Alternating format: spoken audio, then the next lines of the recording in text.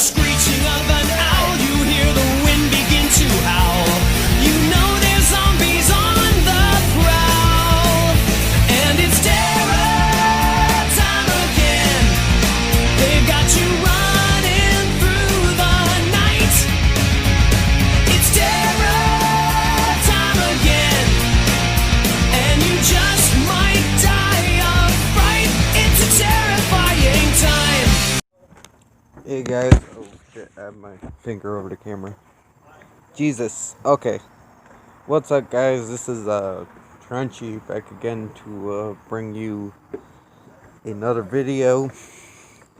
And this time we are discussing, we are participating in Wild Eye Week,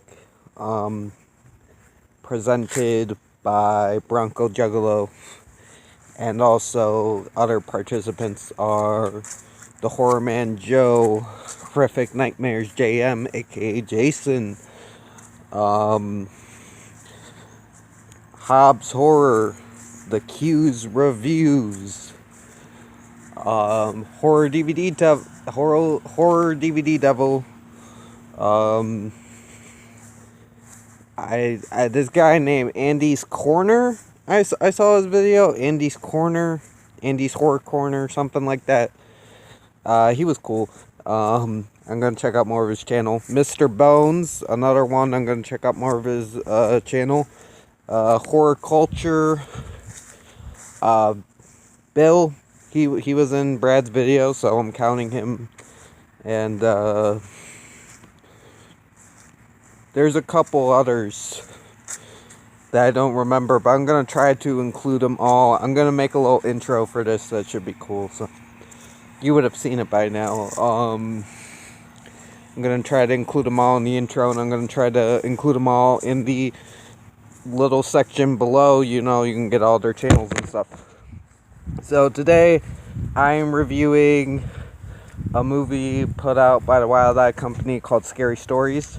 It's a documentary about Alan Schwartzman's 3 scary story books. He put out the Scary Story series books, which are pretty much little horror books for kids that contain horror stories, little fun rhymes, folk tales from all over the world, pretty much written in a better way so kids could read them and understand them.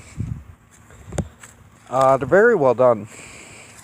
Very good books. I read at least one of them when I was a kid, and I enjoyed it. I thought it was a very good book. I always remember that artwork of the clown with its head coming out of the ground. Very, very nice. And I thought this was a very good documentary, and I respect Wild Eye for putting it out. Like, I don't know much about this company. Well, my friends highly recommend it, and this documentary gave me a lot of ups with them, that they put this out. I think they have a smart head on their shoulders, you know. I think they're a good company. I'm going to check out more of their stuff. I have seen another one of their films. I wasn't a fan, but, you know, it's ups and downs. They put out independent horror, so, you know, there's going to be duds, but there's gonna be gold too. This is gold.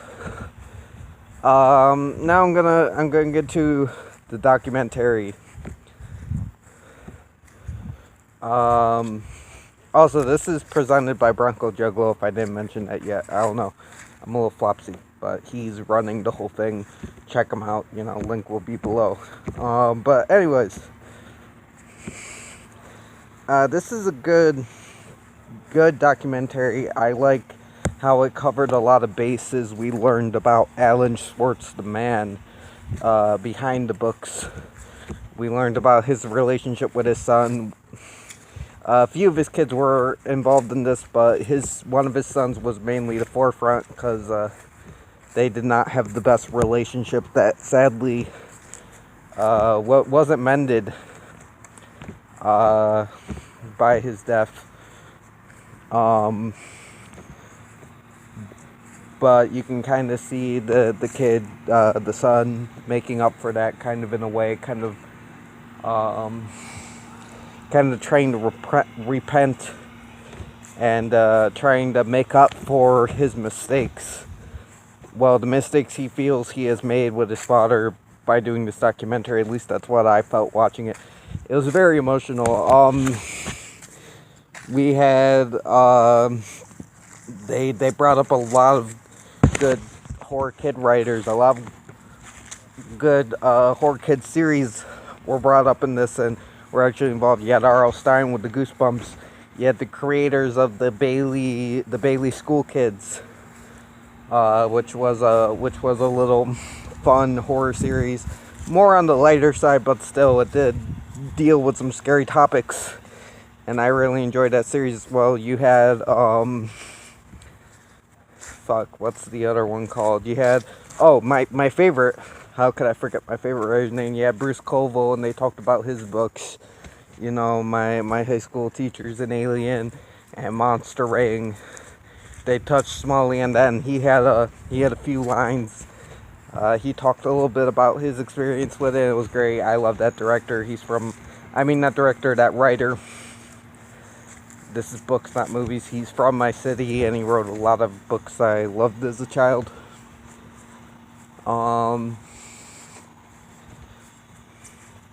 So I really like seeing all the people and all those books mentioned and stuff. That was great.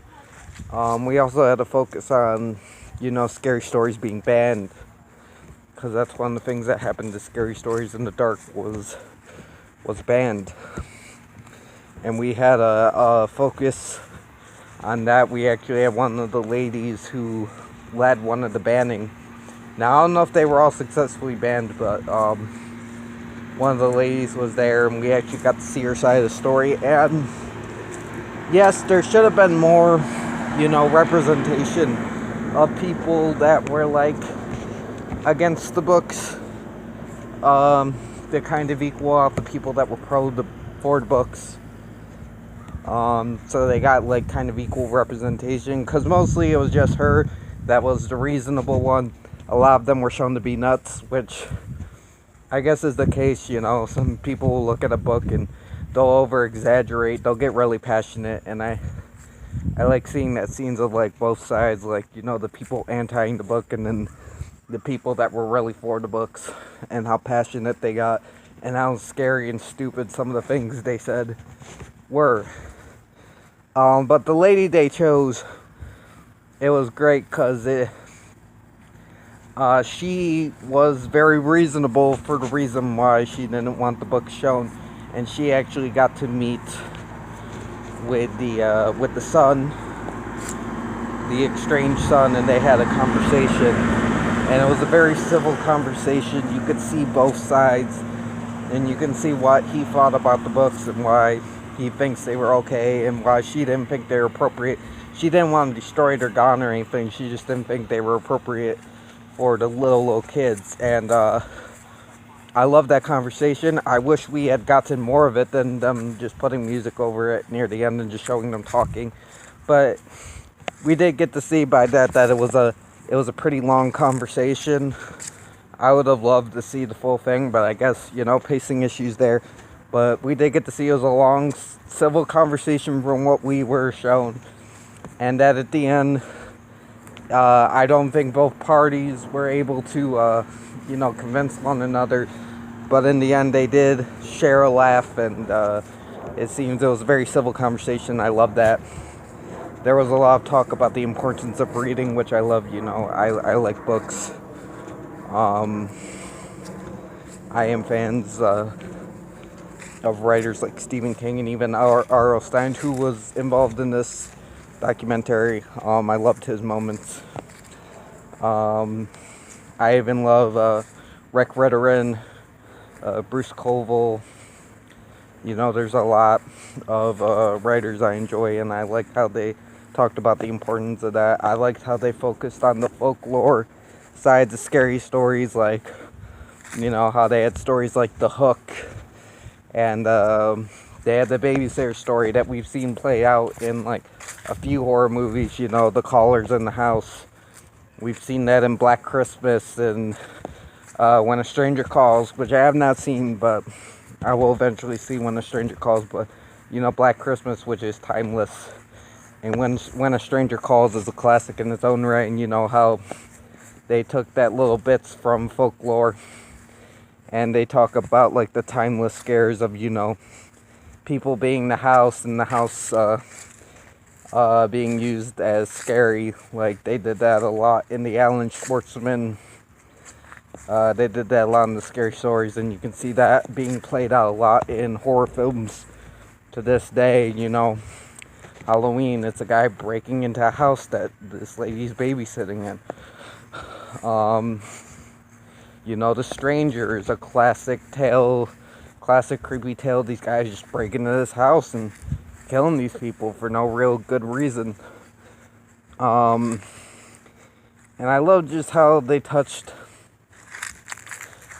on just the importance of these tales they were, and how culturally important they were, how they were taken from different backgrounds and different you know, different cultures were all thrown in.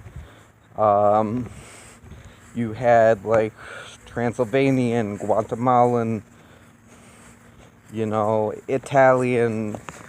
There was a good mix of everything between these 3 books, and it's just the cultural impact and how it grabbed people's attention. Like, this isn't something we have read every day.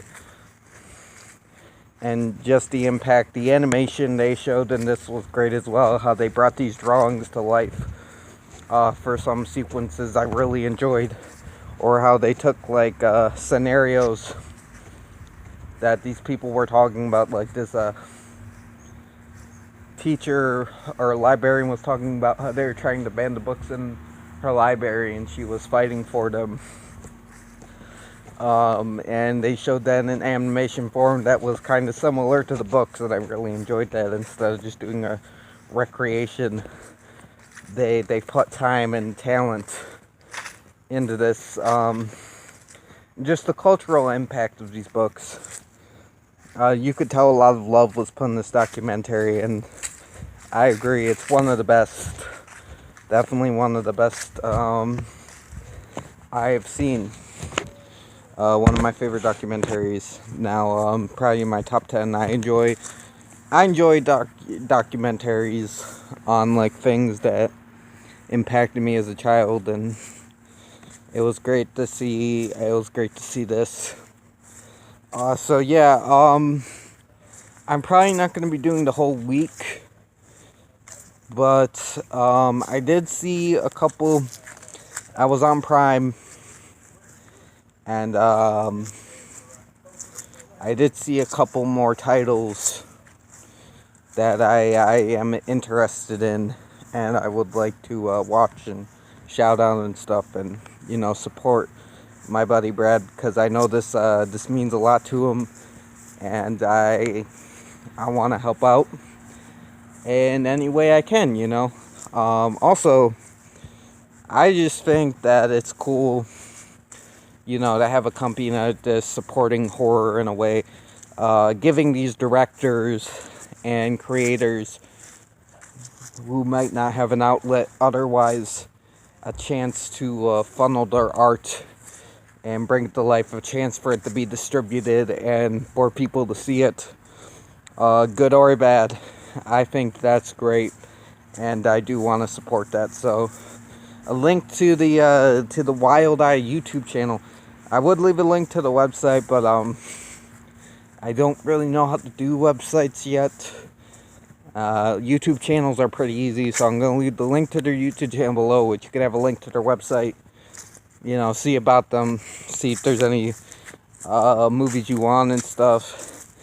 And yeah, I think if I ever get any cash at any point, I might take a look at what they have, because there are a few that really interest me and I think would be like cool to have on DVD, so I can like watch it anytime and don't have to worry about like what if the fucking internet's off, or what if the website or whatever, you know, the streaming service is glitching or whatever, you know, or you can't afford the streaming service or whatever anymore. So, but yeah, big shout out to Brad for creating this and doing this.